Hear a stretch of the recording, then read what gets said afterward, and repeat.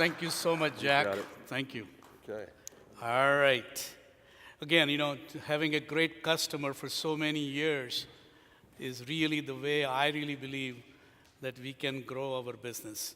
Thank you again, Jack. Thank you for being a great customer. So what I want to do today is to really take you to the journey of which I believe fundamentally we need to do is to move to production. And I don't want to talk about shift anymore. I want to talk about delivering the solution for production. So if you look at, first of all, I need to do this thing, make sure that being a public company CEO, this is part of a requirement. When you look at 3D system, Chuck Hull is here. Chuck invented this category in 1987. And there is a lot of investments and a lot of companies really change the way we think about additive manufacturing, including 3D systems. In the way one, the rapid prototyping, and as he said, that prototyping is a very important part of our business. And then indirect manufacturing. After that, customization. If you think about the value proposition of additive manufacturing, customization, creating complex parts that you can't create any other way, and really reducing time to market. Those are very three important value propositions.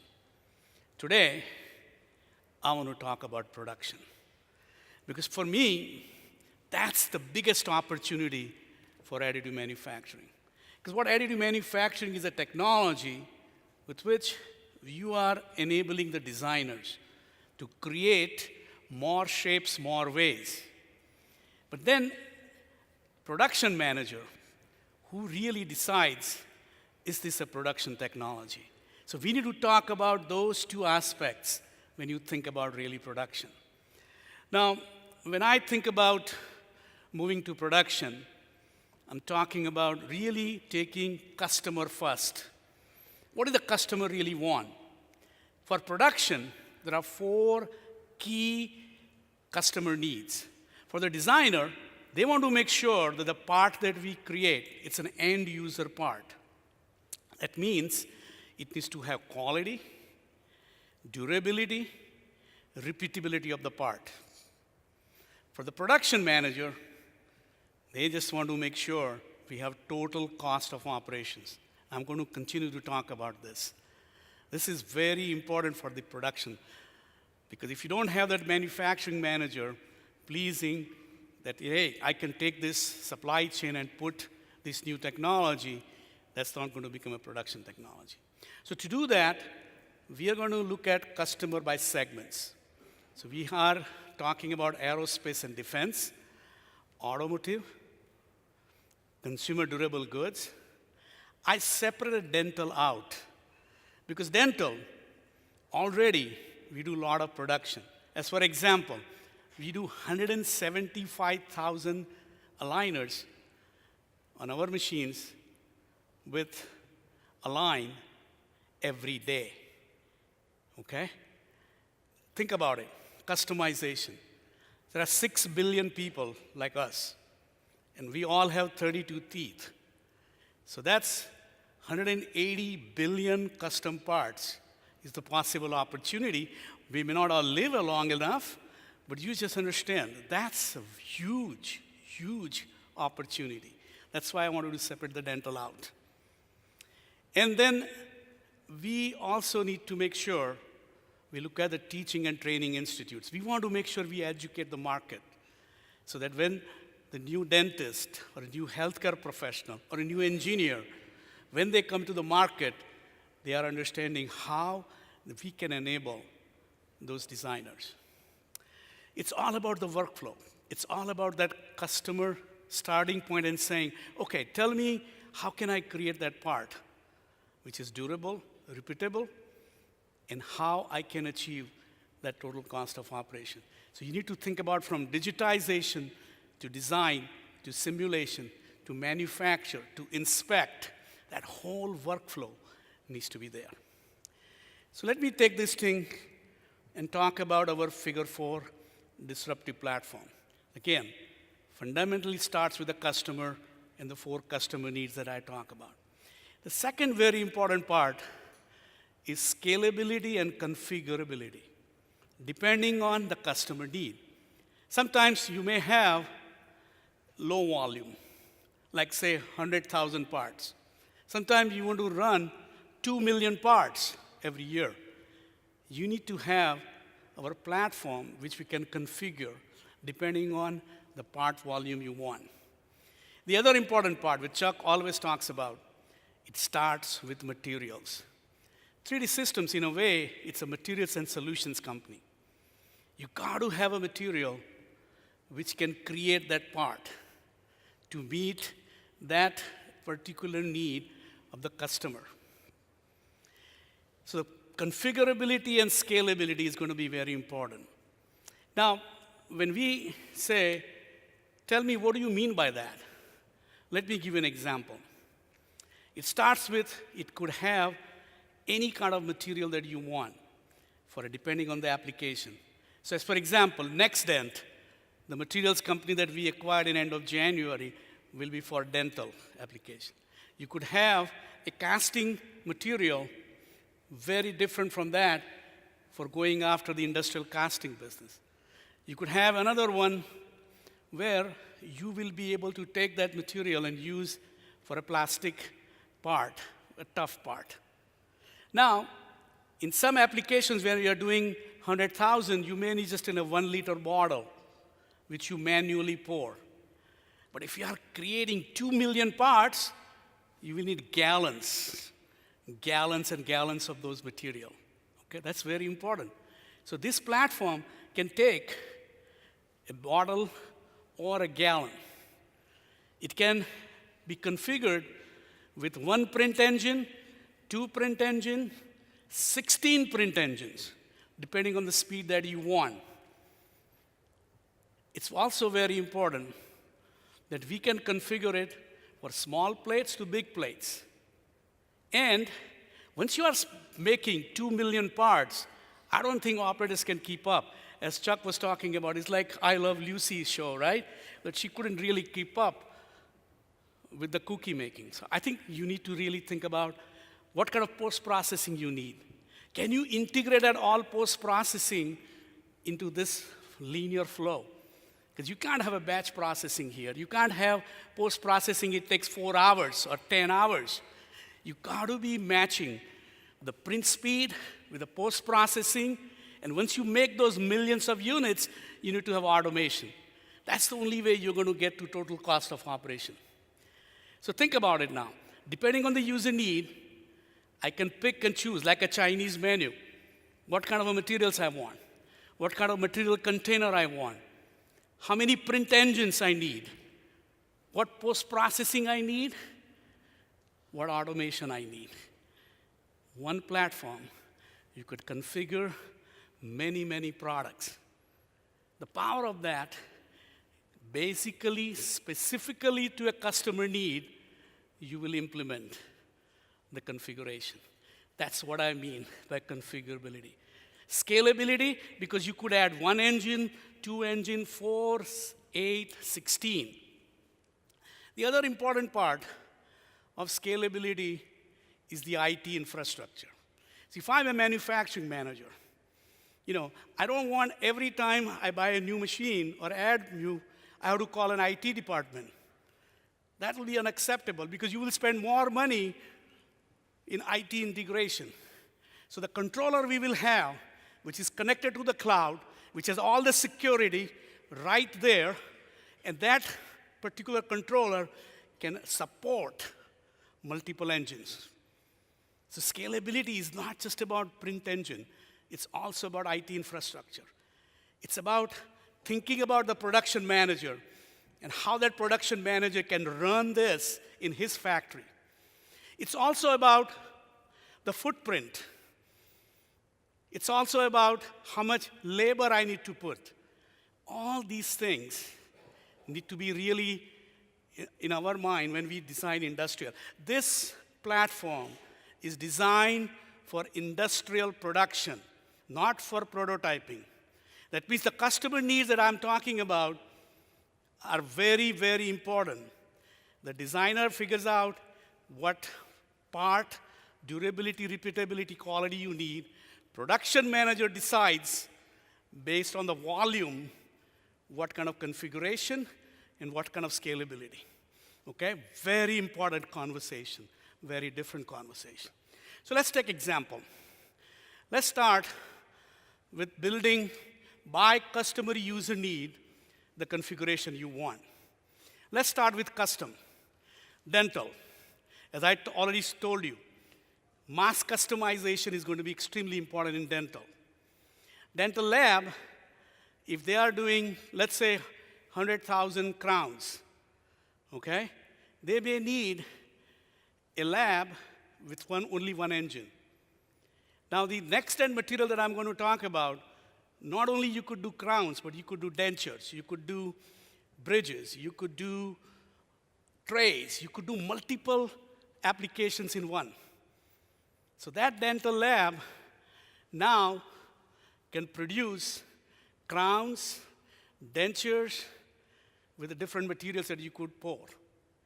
If you find a manufacturer where he's doing 2 million crowns, we can go all the way to automation directly. So we'll just put 8 engines, all the post-processing, all the automation, so they can just continue to produce 2 million crowns. Now you can see the power.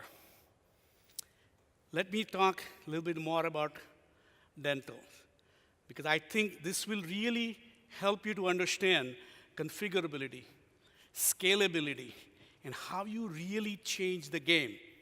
Because when you want to change the game, you got to have productivity, versatility, and effectiveness and efficiency transformation. Let me explain to you. Let's go to really understand the dental market. Dental market, by 2021, they are saying it's going to be a $3.7 billion market. Now, this was done before the revolutionary stuff that I'm going to talk about, okay? As I said already, 180 billion, or maybe let's just say 10%, even 18 billion. Let's talk about what's going on in the market. Let's start with the labs. As you all understand, you go to the dentist, and then he says, you need some crown here. And I'm sure I'm getting old sometime, and I'm going to get dentures. What they do, they scan your mouth and then figure out, what kind of things that I need for the treatment. And then they send all that to a lab. Lab sends that back after a week, 2 weeks. We go back, they try it, send it back, it doesn't work, come back, and we pay just for a crown, little crown, $1,100. Well, so there are 100,000 labs worldwide. 11% are big labs. 89% of them are small labs. Okay? What's going on with the labs? Consolidation. What are they looking for? Radical cost improvement and time to serve the dentist. They want to reduce that. Plus, the outcome. Most of the denture wearers will tell you they don't fit well. They want to have much better outcome. What's going on in dental industry? Scanners are digitizing. 8% of the dentists now have a scanner, but most of the labs have scanners. Now, once you have an infrastructure where you will be able to digitize using the intraoral scanner, you could run the workflows for dentures, for crowns, for surgical guy to put the implants. All that workflow is done. The only thing they don't have is a fast printer and a materials. Once you have that combination of scanners, fast printers, and materials, you could change this whole thing. Let me give you an example. On scanners, that penetration is going up. There are big companies like 3M, 3Shape, Dental Wing. All these are producing now great scanners and the workflow. The missing link is the printer. So let's talk about what's going on right now. 90% of the labs use milling machine to create the crown, subtractive process. That means they start with a block, and they cut it, in creating a crown. Lot of waste. In additive, you only need 2 grams of material to create that crown. You know what I'm saying? So if you have a crown,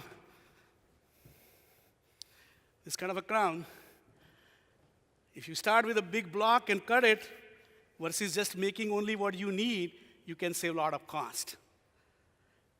You can only create 1 crown per milling machine. With our figure 4, 1 engine, you could create 40 crowns in 9 minutes. Productivity. Cost, productivity. And then, not only this machine that I'm going to talk about can create crown, but it can create all these applications, 12 of them. So now, suddenly you have 10x total cost of operation improvement, 12 products versus 1 product versatility, and think about that with productivity. Instead of creating 1 crown, 40 crowns in 10 minutes. 10x, 10x, 10x. It's just 1 10x could be big enough to transform. When you have triple all this, this is a ripe for transformation. So let's talk about figure 4. So 1 engine, as you could see, it can create a plate. I hope you all see that here. We have this thing printing crowns, printing bridges, printing the dentures that I'm talking about. And then that black part, that's the controller. So you can start by saying, hey, I'm going to make 100,000 crowns. Now I need another machine to get 200,000 crowns. You can just add a machine. You don't have to buy another controller.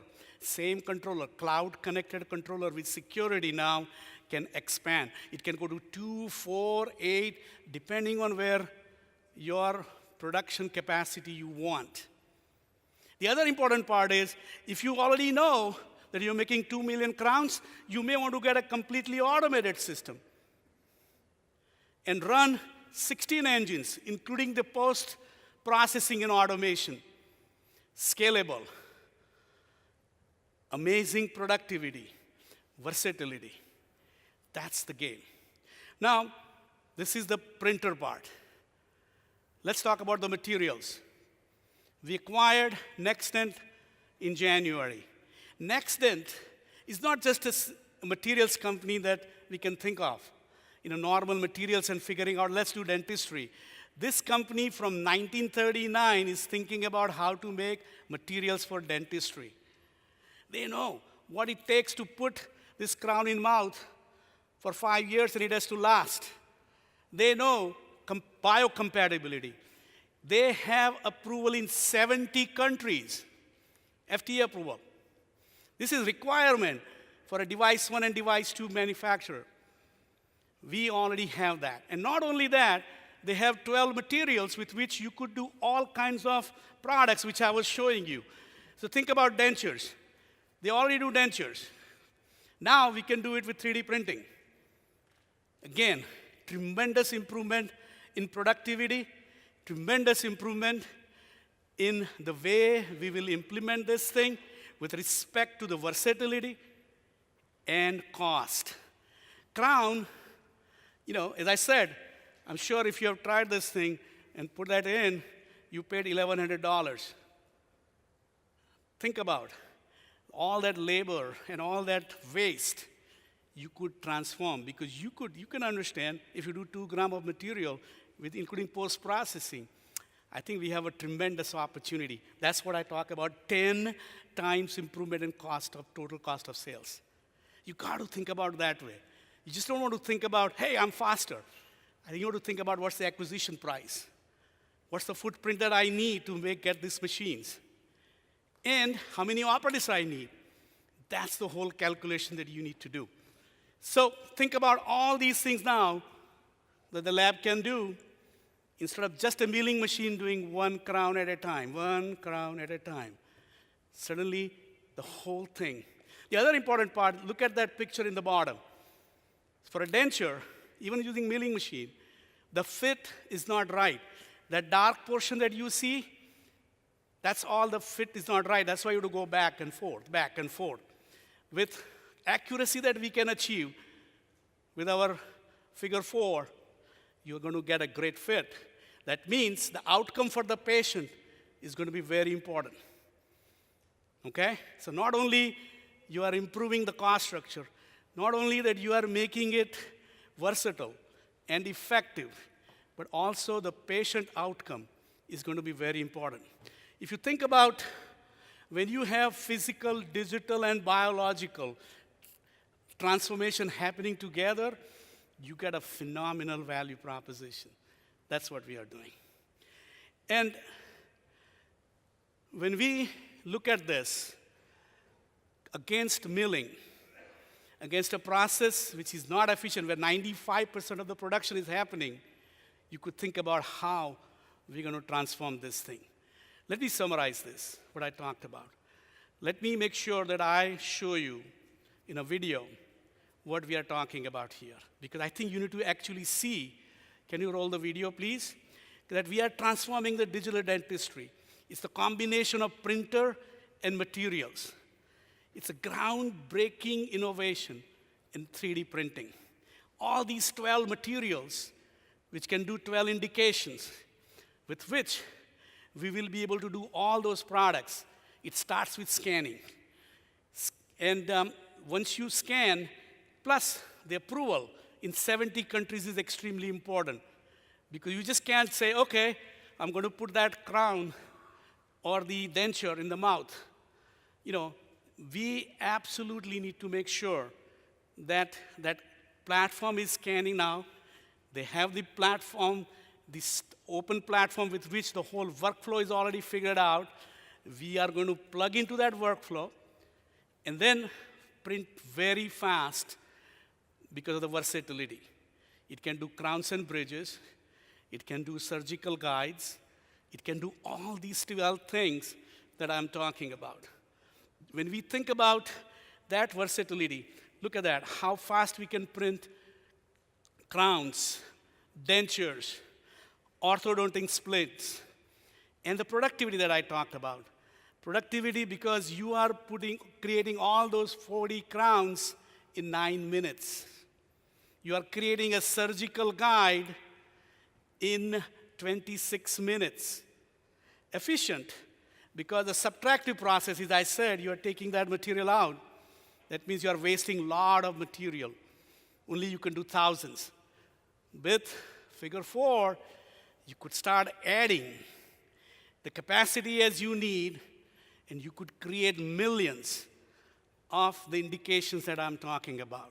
So if you think about how we are going to transform dentistry, it has to be like this. It has to be based on combination of hardware, materials, connectivity, creating an environment where production manager in a lab or even a chairside dentist will be able to make that happen. Instead of doing it subtractive, you are doing it with additive. Okay?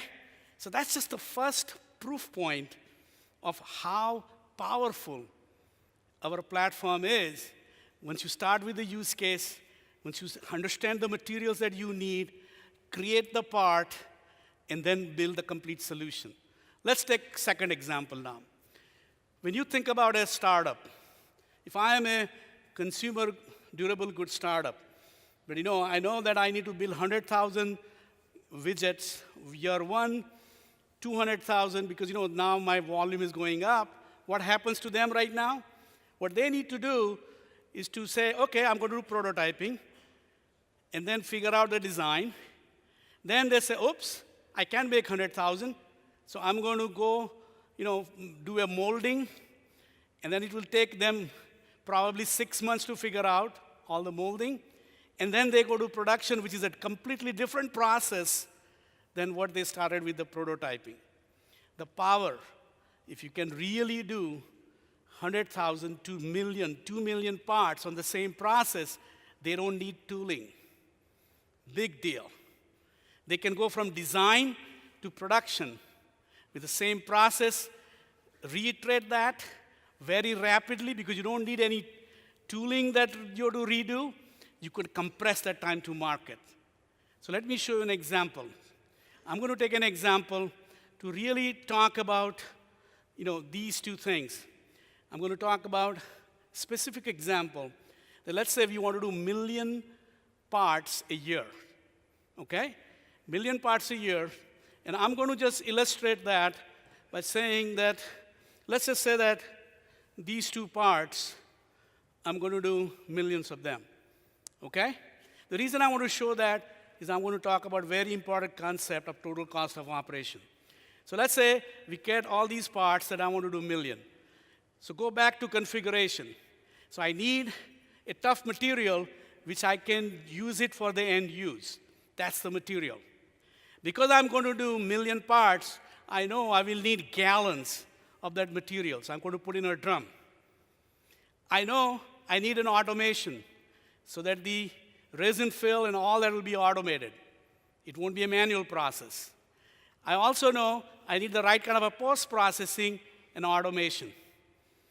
Because I need 1 million parts a year, this kind, I'm going to use 16 engines. So I'm going to put 16 engines.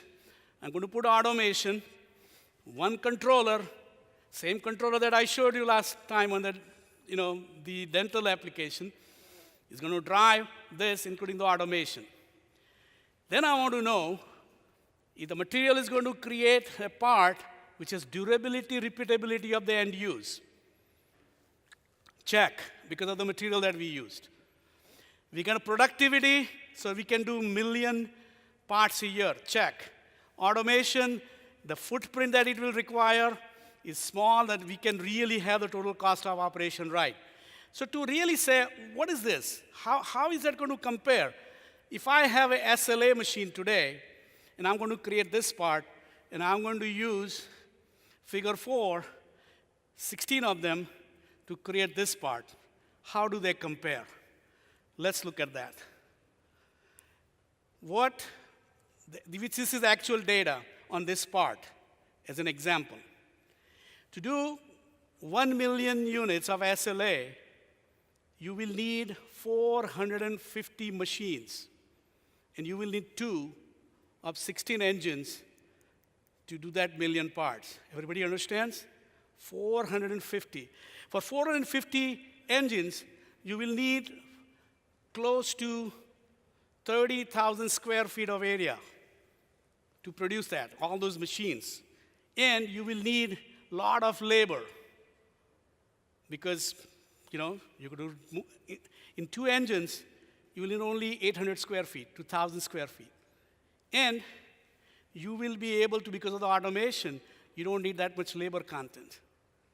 When you do all that calculation, essentially, the capital required is much lower because instead of buying 450 SLA machines, you could take the pricing that whatever you want, you're talking about hundreds of millions of dollars in capital versus only 2 engines with 16 engines, two products. Okay? When you look at all that, the part cost is going to be 1/3 on figure 4. At the end of the day, it's about the part cost. It's about the total cost of operation. That's how the manufacturing manager is going to look at it. Okay? So when you can talk about, hey, 10 times faster, 20 times faster, forget all that. As a production manager, I want to know if I run this thing, what's the capital I need, how much space I need, how many employees I need to support that, and can I achieve radical cost reduction for that part? Then, because the reason you started design because of the complexity, or time to market, or mass customization. But all these things need to achieve this total cost of operation. I truly believe we as an industry, we need to really focus on that. That's what a manufacturing manager is looking for. We already shipped our first this kind of a configuration for an industrial customer. They taught us, this is what you should be looking at, 3D systems, total cost of operation, total part cost that you can achieve. And we are very happy that we can make that happen. That's when things will move to production. Not just by saying, okay, we are faster and we are doing, let's have an aligned, standard way of measuring what we are offering for production. That's total cost of operation. We believe, as you saw, we can go to dental, we can go to aerospace and defense, we can go to automotive, we can do healthcare, we can go to consumer durable goods. It starts with what part you want to do, what material you want, how many parts per year you want, what configuration you want, and we will be able to meet this. That's the power of Figure 4 platform. It's all about scalable, configurable. And this is not about, we are going to do this. We are delivering on making 3D production real. Thank you very much.